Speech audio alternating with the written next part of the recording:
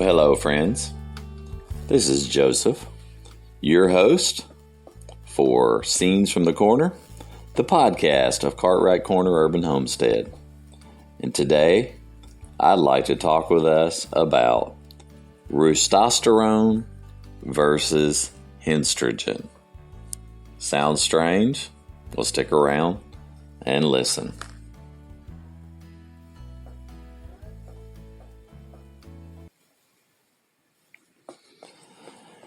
Yep, I'm missing having roosters around the urban homestead. We had a while back, for those of you that follow the podcast, you know the story. A couple of roosters that we got from a family that we got a whole bunch of chickens from, and we got some roosters in the mix. They were pullets, kind of teenagers, if you will. And we ended up with a couple of roosters. Well, we live in the city, of course, and in the city, not supposed to have roosters. Now, our neighbors, again, liked those roosters, but not even close to how much I loved those roosters. Well, in the midst of having those roosters, along with our normal egg-laying chicken girls, I loved having Roostosterone around the homestead. Well, as you know, your basic science lesson is that men have greater testosterone and women have greater estrogen. So, for me with the chicken world, because I am a hashtag crazy chicken man, I coined the phrase Roostosterone to talk about the behavior patterns of the male chicken, and Henstrogen to talk about the chemical makeup of a female chicken. So Roostosterone and Henstrogen. And I tell you, I've really missed having the Roostosterone around. See, as I progress with learning homesteading thinking and homesteading skills, there's an increase in desire, and I think this is normal for anybody that gets into the animal part of homesteading or farming in any way, a deeper desire to understand, know, and participate in animal husbandry. The practice of breeding and raising, taking care of, and harvesting our animal friends. And so as I get more into it, I had that short season where we had the roosters and really thoroughly enjoyed the learning that came with having more Roostosterone around the homestead. Learning the differences in behavior and activity from the males versus the females. Now, my joy, for the most part, is fulfilled in being able to raise and have these egg-laying chicken female hens. Their Henstrogen does not bother me in the slightest. As a matter of fact, we have somewhat recently increased the amount of Henstrogen around the homestead. We have more female chickens, and we have increased our egg production, which has allowed us to increase not only what we personally enjoy, but has allowed us to sell normally around 24 eggs a week through Cartwright Corner, our entity, the business side of our urban homestead. So amazing. And just recently, we have potentially increased possibility for having more Roostosterone around the homestead also. We purchased from 14-acre farms, and thank you again, 14-acre farms. We purchased 10 fertilized eggs. of all kinds of colors. Just beautiful. Just they breed specifically to get different egg colors. And we got some of these fertilized eggs because one of our girls, Opal, was broody. She was hanging out in our egg box, just wanting to have some chicken eggs under her, some fertilized eggs, I should say, under her.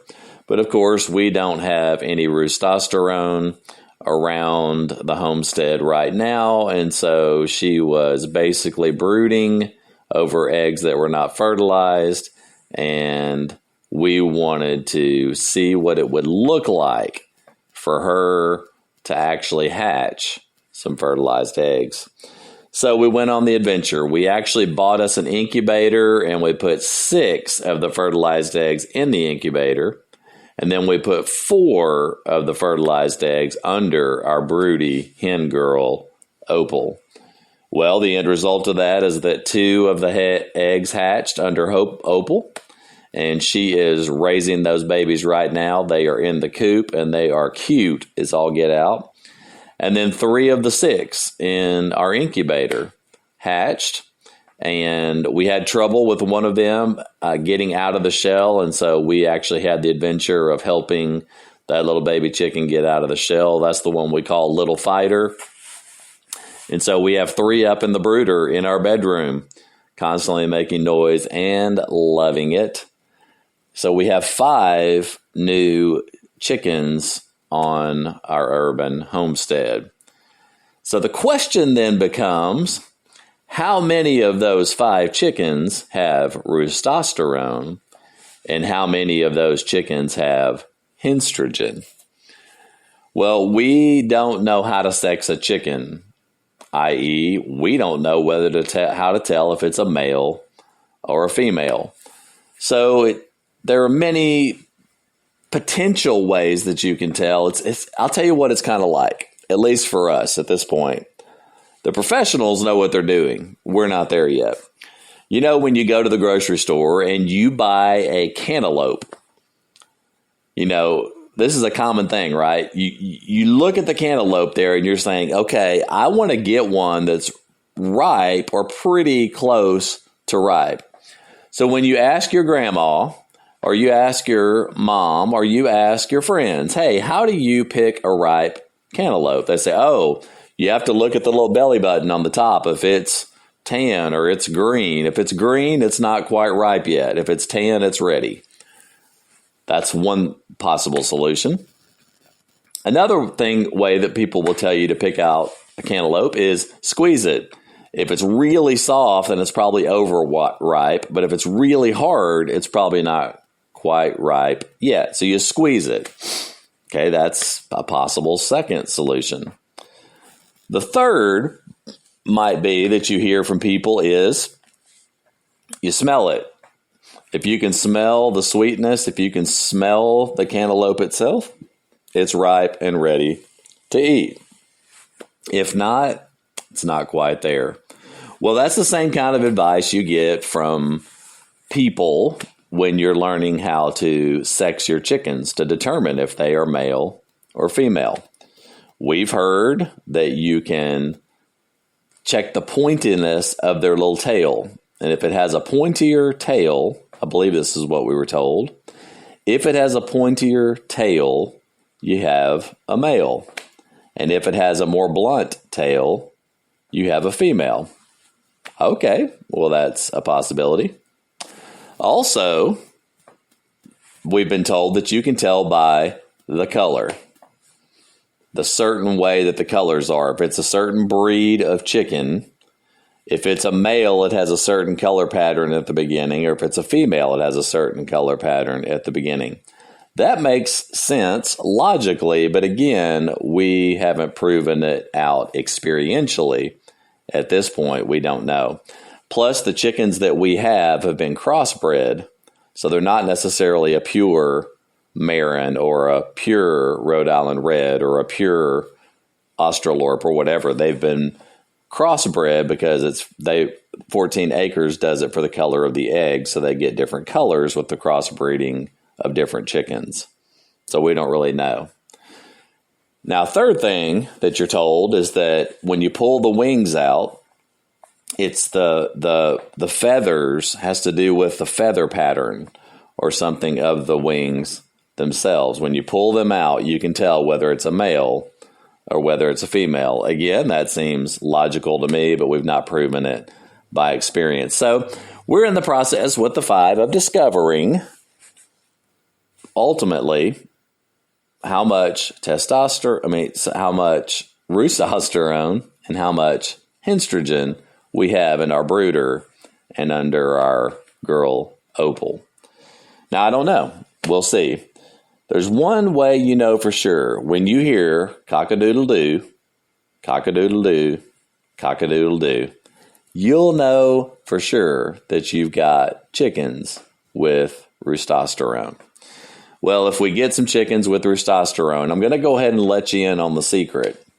The end of them will ultimately be our freezer. As those that follow the podcast know, I've already learned how to harvest chickens and get them ready for the freezer to be feeding the family in the future as a meal. So these little ones, as they grow up and get into those early stages of adulthood, and we find out whether they're male or female, at that point, we'll decide if it's time to bring them to the freezer to be food for the family. Then the hens themselves, the ones that are egg producing, we've talked about maybe keeping some because, again, chickens, right? Chicken math is real. I said that in a prior podcast. Chickens seem to multiply because you just love them. We may keep some of those hens, or we might sell some, which is something that would be really cool because we'd be able to help people that are getting started with their own flocks to get chickens from us to start their flocks, to get their eggs, and to enjoy chicken life as well. So there you go. We're kind of discovering, learning with these new chickens, but I just wanted to just kind of reminisce a bit. I miss having roostosterone around the homestead and not being allowed to have roosters technically in the city. That's what kind of stokes the longing to have a piece of land that's outside the city, is being able to do what you want to do on your own property with animal husbandry and gardening and infrastructure, all of that kind of stuff. But you know what? I'm content right where we are, learning contentment, as I said on the last podcast called Homestead Ideals. Please check it out. That we're learning to make a go of it here and finding contentment in the process. So, will we ultimately have more roostosterone on the homestead? I don't know. But here's something I can just about guarantee. We're probably going to increase the amount of Henstrogen because we're going to increase the number of female chickens we have because we love the production of eggs and we enjoy having a larger flock. So, what does the future hold? Don't fully know. Here's what I do know. Chickens are in it. Yep, chickens are in the future and becoming a valuable part of what we do here on the homestead. So here's what I want to do. I want to encourage you guys to get out, get outside, get your hands in the dirt and plant something. And if you're really adventurous, go ahead and venture out into animal husbandry. Get you a couple of rabbits and breed them. Maybe get some quail, or you know what? My favorite, get you a couple of chickens and start getting that egg production for yourself. There is nothing like it. Getting your own produce, producing from your own homestead is such a deeply satisfying adventure. So get involved in it today. Get your hands on some dirt, get you a couple of animals, and get busy homesteading. Well, this is Joseph talking with you about testosterone in the chicken version, roostosterone. Talking to you about estrogen in the chicken version, Henstrogen. Roostosterone, versus Henstrogen. I hope that makes you giggle just a bit, but also encourage you along the way that the joys of homesteading is a life truly worth living and exploring.